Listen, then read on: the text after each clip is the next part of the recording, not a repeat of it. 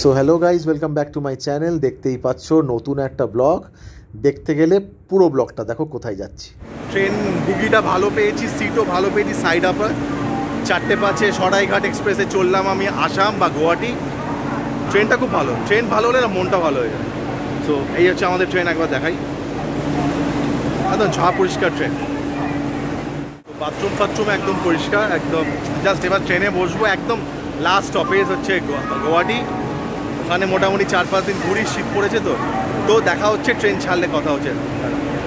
So train কিন্তু বেশ পরিষ্কার, দেখতেই পাচ্ছেন বেশ পরিষ্কার ট্রেন, পরিষ্কার। বাথরুম একদম, বাথরুম পরিষ্কার, চাপ নেই। তারপরে এইটা একদম হাওড়ার একদম শেষ প্রান্তে এসে দাঁড়িয়েছি। কতটা হেঁটে এসেছি দেখুন, বাবা! মানে হেঁটে হেঁটে হাওড়ার একদম এই প্রান্তে থেকে লাস্ট প্রান্তে আসতে না জীবন বেরিয়ে গেছে।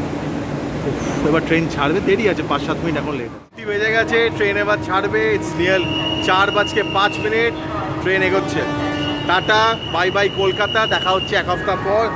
ট্রেন ছেড়ে দিয়েছে। সো ট্রেন ছেড়ে দিয়েছে এক্স্যাক্ট 4:05।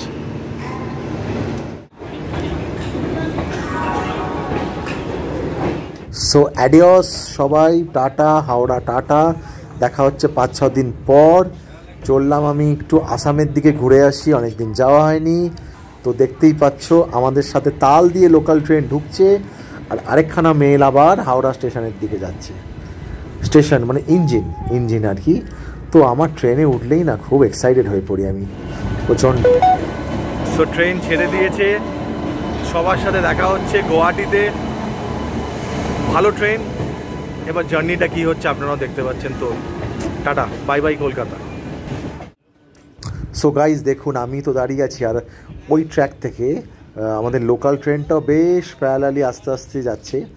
আর যেহেতু আমাদের এই সরাইঘাট এক্সপ্রেসটা হচ্ছে সুপার ফাস্ট, কথা বলতে বলতে দেখুন আবার একটা মাঝে একটা আবার লোকাল ঢুকে গেছে। মানে ট্রেনের একেবারে এখানে মানে কেলাকেলি হয়ে যাচ্ছে ব্যাপার, ট্রেন আর ট্রেন। আবার এখান থেকে ফাঁক দিয়ে এটা ঢুকে গেল। তো সুপার ফাস্ট ট্রেন যখনই দেখবেন স্টেশন দিয়ে ছাড়ে না, ওটা একটু স্পিড করতে একটু সময় নেয়। ওটার নির্দিষ্ট জায়গা আছে, সেই জায়গাটা আজকে আমি আপনাদেরকে দেখাবো, বা আপনারা জানেনও। এই হচ্ছে আমাদের ট্রেন। দেখুন ট্রেনটা আস্তে আস্তে পিক আপ নিচ্ছে, আর যেমন সামনের দিকে লম্বা তেমনি পিছন দিকেও লম্বা। এই টিকিয়াপাড়াটা ক্রস যখনই করে, এইবার ট্রেন আস্তে আস্তে একদম দ্রুত গতিতে টানা শুরু করবে। তো দেখা হচ্ছে কাল সকালে, টাটা। গুড মর্নিং ফ্রম, কোথায় আছি এখন বলতে পারছি না। ঘুম থেকে উঠলাম, উঠেই যে দৃশ্য আমি দেখলাম সেটা দেখাচ্ছি। কম্পারেটিভলি বলে রাখি, এসি কম্পার্টমেন্টের ভিতরটা তো চলছে এসি, অতটা ঠান্ডা না। এখন বাজে সকাল 8টা। আমি যখন বেরিয়ে মানে মুখ হাত ধুতে এলাম, এসে বাইরের যে সিনারিওটা দেখে আপনাদের না দেখিয়ে পারলাম না। জাস্ট দেখুন, মানে মনটা না জুড়ে যাবে। দেখুন একবার, কুয়াশায় ভরা, তেমনি কনকনে ঠান্ডা।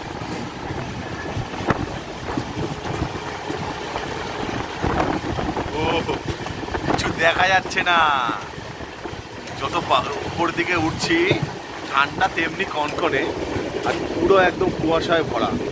সো গাইজ একবার দৃশ্যটা দেখুন, এখান থেকে ওপার দেখা যাচ্ছে না, ঠিক আছে? আর ঠান্ডা মারাত্মক। আমি আপনাদের জন্য একদম ঝুঁকি নিয়ে ভিডিওটা করছি। কমেন্টসে প্লিজ জানাবেন কেমন লাগবে। ফ্যান্টাস্টিক লাগছে না? দেখা যাচ্ছে না পুরো, আমি না পুরো একদম উঠে না স্টান্ট, যে কোথায় এলাম। তার মধ্যে ব্রিজগুলো ক্রস করছি, ভয়ও লাগে জানেন তো। আমার এমনি ট্রেন যখন ব্রিজের উপর থেকে যায় না, বেশ বুকটা ধর করে ওঠে। আর ভাই সিনারিও তো শুধু দেখলে হবে, আরে দেখুন, দুহাত ভরে আমাকে আশীর্বাদ করুন, ব্লগটা দেখুন আর চলে আসুন। গুয়াহাটি, নর্থ ইস্ট, ডিব্রুগড়, কত কি ঘোরা। উইন্টার্স পড়ে গেছে ভাই, ট্রেনটা আবার স্লো হচ্ছে আস্তে আস্তে। তো ব্যাপারটাই আলাদা। আর দেখুন এই সাইডের অ্যাটমসফিয়ারটা। যারা এক্ষুনি আমার ভিডিওটা দেখছেন, প্লিজ লাইক, শেয়ার, সাবস্ক্রাইব করুন। আর প্রচুর ভিডিও আসছে। ওটা প্রচণ্ড ঠান্ডা, অনেক কনকনে ঠান্ডা করে দিচ্ছে। আমি তো জাস্ট সেটা পড়ে আছি। এবার বেরোনোর সময় ঠিক কানে ঘুরি দিয়ে নামতে হবে।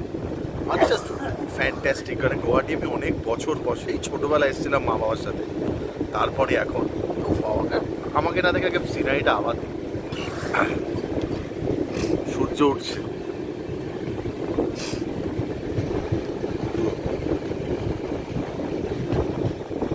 আরে আমি তো ভুলেই গেছি আমার সিট দেখাতে। তো এটা আমার সিট, আমি খুব ভালোবাসি সাইড আপার বা সাইড লোয়ার, প্রচণ্ড ভালোবাসি। এটা আমার সিট। ব্রেকফাস্ট করলাম। দেখুন কি শান্ত একটা স্টেশন, একদম নিরিবিলি। তার মধ্যে হচ্ছে এইটা হচ্ছে ওয়েদার, সাইডে মানে এত সুন্দর ওয়েদার। এটা হচ্ছে সাংরা স্টেশন। দেখুন একটা লোক নেই, শুধু ওই গার্ড গ্রিন সিগন্যাল দিচ্ছে, ঠিক আছে। আর এত ওয়েদারটাতে এত সুন্দর না, মনে হচ্ছে স্টেশনটা ট্রেনটা দাঁড়াতো নেমে একটু সাইডটা হেঁটে আসতাম। তো গাইস আজকের ওয়েদার ইজ জাস্ট ওয়াও, কোনো কথা হবে না, শুধু দেখা। সো দেখুন একটা নির্ঝুম স্টেশন, ওই সাংরা স্টেশন দিয়ে ক্রস করছে ট্রেন। একদম থমথমে একটা ভাব, সকাল হয়ে গেছে, দূরে ওই পুকুরগুলোর উপরে সেই ফগগুলো পড়েছে। সো ফাইনালি রোদ্দুরের দেখা পেয়ে গেছি, কুয়াশা উদাও, কুয়াশার সাথেও আপনাদের দেখা করালাম। এখন রোদ্দুরও দেখা পেলাম। তো এখন আমরা যে স্টেশন দাঁড়াবো না, বেরিয়ে যাচ্ছি বোকো স্টেশন। আর এই হচ্ছে কিছু সিনারিও। ওয়াও, দেখুন এ কীভাবে নামছে, দেখুন বাবা, দেখুন কীভাবে নামছে।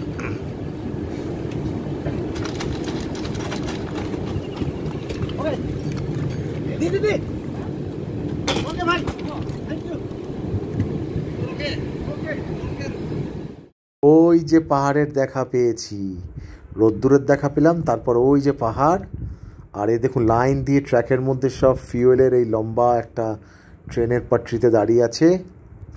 সত্যি দেখুন ট্রেনটা যখন বাঁকছে, কত বড় না বাবা, প্রায় 22 থেকে 23টা কামরা আছে। সামনের দিকটা এটা, পিছনের দিকটা ওই যে। সো বিশাল বড় ট্রেনটা, তাই না? সো গাইস কেমন লাগছে প্লিজ একটু লাইক শেয়ার কমেন্ট করো, আর দেখো আমার ব্লগটা। সত্যি কথা বলতে আমার পাহাড় খুব ভালো লাগে, আগে পরে আমার পাহাড় ইজ পাহাড়, সেটা ছোটো হোক আর বড়ো হোক। আর দেখো যে পাহাড় সাইড থেকে যাচ্ছে, ও তো বেশ একটা মানে সাইডে বেশ জঙ্গল হয়ে আছে। ট্রেনটা আস্তে আস্তে স্লো ডাউন করছে, মানে সামনেই কামাখ্যা স্টেশন আসছে বলে ট্রেনটা স্লো করছে। আর এই গুয়াহাটিতে আমার ছোটোবেলার অনেক স্মৃতি আছে, আমাদের পরিচিতার বাড়ি আছে, আর আমার পার্সোনালি অনেক স্মৃতি। কি গাইস কেমন লাগছে? এবার দেখো ওই যে পাহাড়, আর বেশ ঠান্ডা লেগে গেছে বুঝলেন। নাকটা তো আমার তো নাস্ট্রোফোবিয়া আছে, নাকটা আমি টানি, আপনারা জানেন।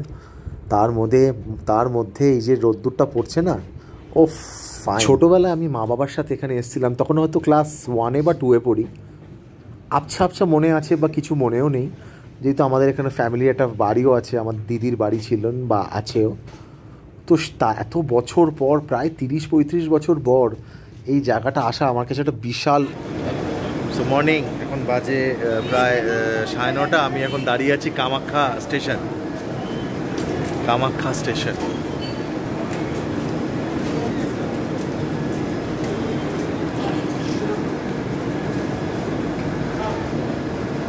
স্টেশন নেক্সট স্টপেজে আমি নামবো গুয়াহাটি, সাথে থাকবো। সো কামাখ্যা স্টেশন ক্রস করে যাচ্ছি, পরের স্টেশনটাই হচ্ছে গুয়াহাটি। ফাঁকা, বেশ সাইডটা হচ্ছেও এখনও। 4-5 মিনিটের মতন ট্রেন এখানে দাঁড়ালো।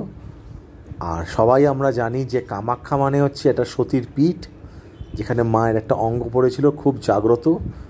এই লোকটা হঠাৎ করে দৌড়াতে শুরু করেছে। ভাই এগুলো খুব রিস্কি, খুব বাজে ব্যাপার। দেখুন কীভাবে একটা বয়স্ক লোক এভাবে উঠছে, যাই হোক তার ব্যাপার।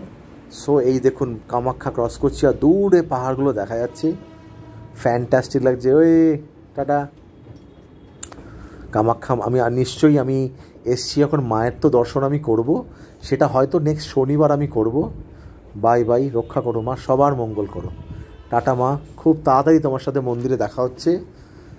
সবাই দেখুন আমি চললাম এবার গুয়াহাটি।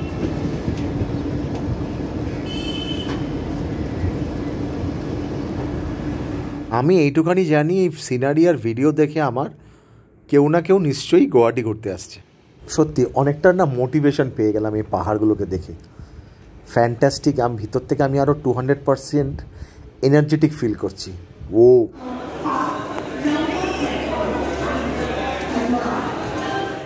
সো ফাইনালি নেমে পড়েছি গুয়াহাটি। এখান থেকে আমার হোটেল বুক আছে 900 মিটার্স, রাস্তায় দেখা হচ্ছে। আর নাইস প্লেস, মাস্ট। তো অ্যাজ ইউজুয়াল আমি আবার চলে এসেছি রিক্সা রাইড। গুয়াহাটি স্টেশন থেকে নেমে বাদিকে আমার হোটেল না, 950 মিটার্স হোটেল প্রিন্স বি। তো ওখানেই আমি এখন 4-5 দিন এখানেই থাকবো, ঘুরবো ফিরবো, খাবো, এনজয় করব। আর রিক্সা রাইড তো মাস্ট। তো একবার রিক্সা রাইডটা দেখুন। এই আমার ব্যাগ, এই আমার সম্পত্তি, পিঠে একজন, আর এই দাদা আমাদের নিয়ে যাচ্ছে নেহেরু স্টেডিয়ামের ঠিক অপোজিটেই হচ্ছে হোটেল প্রিন্স বি, সেখানেই থাকবো। হোটেল জেপিএস ইন্টারন্যাশনাল আমি নিয়েছিলাম, বাট সেটা আমি নিলাম না, একটু দূরে একেবারে ট্রেনের সামনে থাকলে তো একটু দূরে গেলাম, ওই জন্য ক্যান্সেল করে এটাই নিলাম। তো দেখা যাক কোথায় ঘুরতে পারি। না কিসের ছুটি।